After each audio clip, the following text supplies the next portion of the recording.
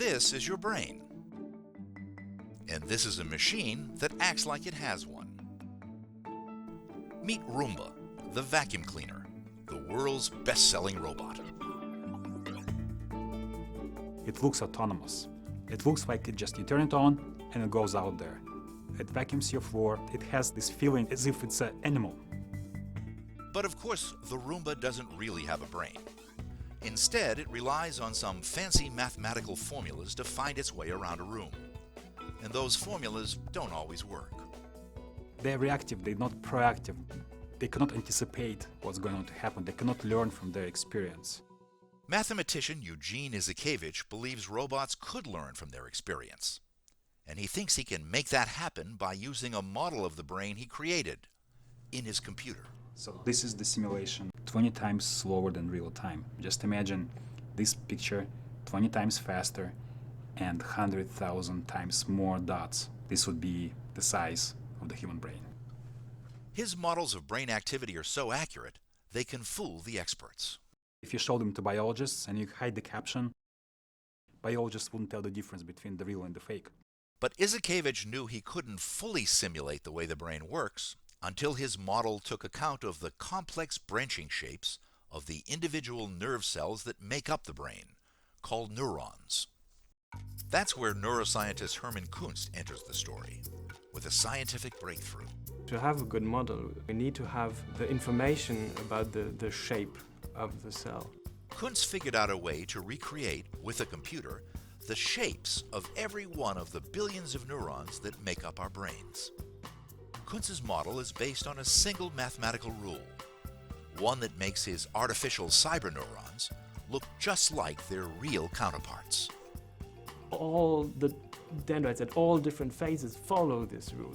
Hermann's work is a simple algorithm, something relatively simple to implement, and yet creates the connectivity that we see in the brain. It's based on the idea that the tree-like structures of neurons, called dendrites, connect in a way that uses as little energy and material as possible. Every system in nature wants to minimize certain costs. Using this model, we can actually understand what nature did.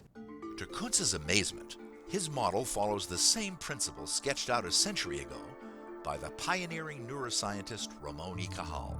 Cajal is the founding father of modern neuroscience. He understood so many things. He was really looking at the shape of individual brain cells.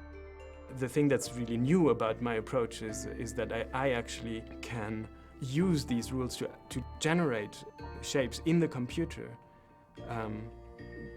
that look like real neurons.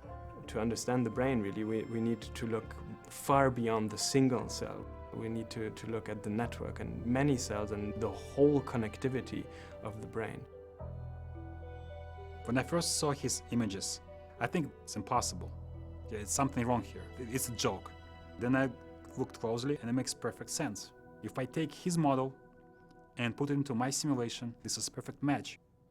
Izakevich invited Kunst to team up on an ambitious project to develop artificial nervous systems for robots.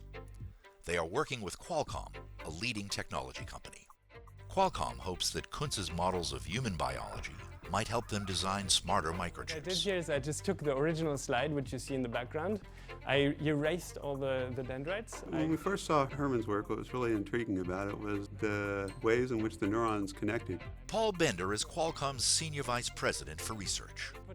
To create models, you need both the people who make the measurements, the biologists, but you need the mathematicians who can, distill those into models that, make sense. We can actually look at the real dendrites in development and see how does biology actually implement these rules. And that's very interesting.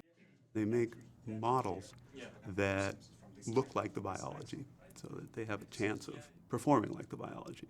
If you have a cat brain simulated in a small chip, they will understand what's going on in the environment. They'll have an understanding of the context.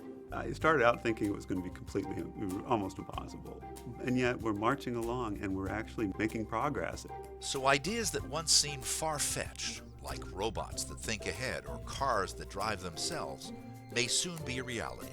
all because of research into the secrets of the human brain. The brain is sort of the last, or one of the last big mysteries to be solved. There's so much to learn about it.